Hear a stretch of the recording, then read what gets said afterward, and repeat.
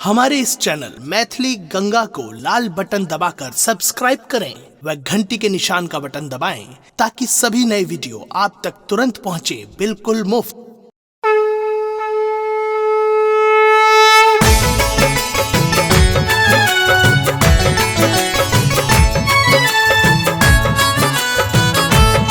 अपने सुन रही थी गंगा कैसेट की प्रस्तुति।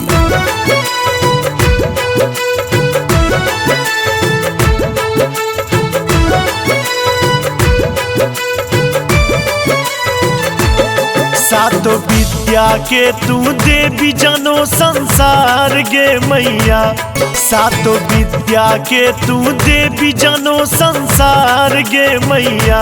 अपन आशीष से हमरो बना बुधियार गे मैया, अपन आशीष से हमरो बना बुधियार गे मैया।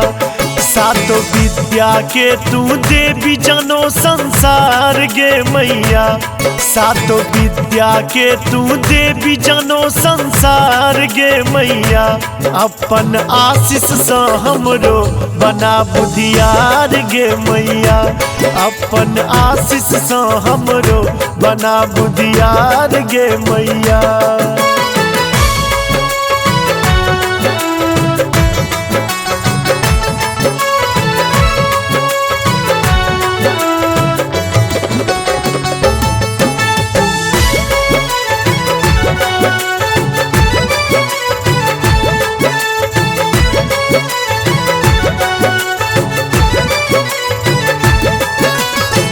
बुद्धि विवेक से चले छे दुनिया, ज्ञाने से बाजे जिंदगी हर मुनिया।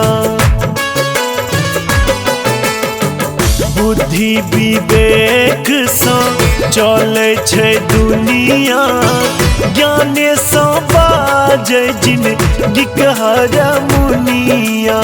सागर सृष्टि के तो ही आधार गे मैया, सागर सृष्टि के तो ही आधार गे मैया।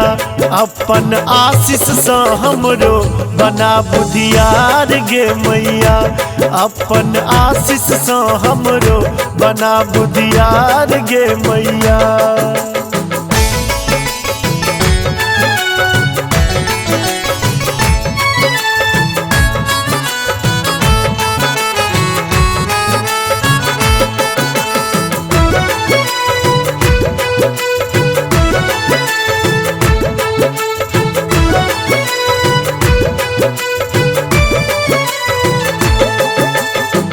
कर में वीणा छो हंसक सवारी, कमलक आसन में श्वेत वसन धारी। कर में वीणा छो हंसक सवारी, कमलक आसन में श्वेत वसन धारी। विनती कर हमरो स्वीकार गे मैया, अपन आशीष से हमरो बना बुधियार गे मैया, अपन आशीष से हमरो बना बुधियार गे मैया, अपन आशीष से हमरो बना बुधियार गे मैया।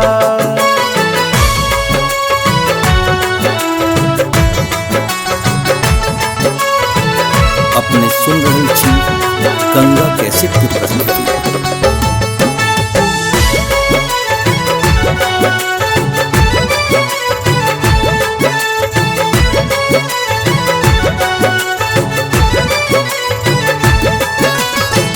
अनहार साई जोत दिसला चल हमरा, कहबै ने तोरा त कहबै हम ककरा।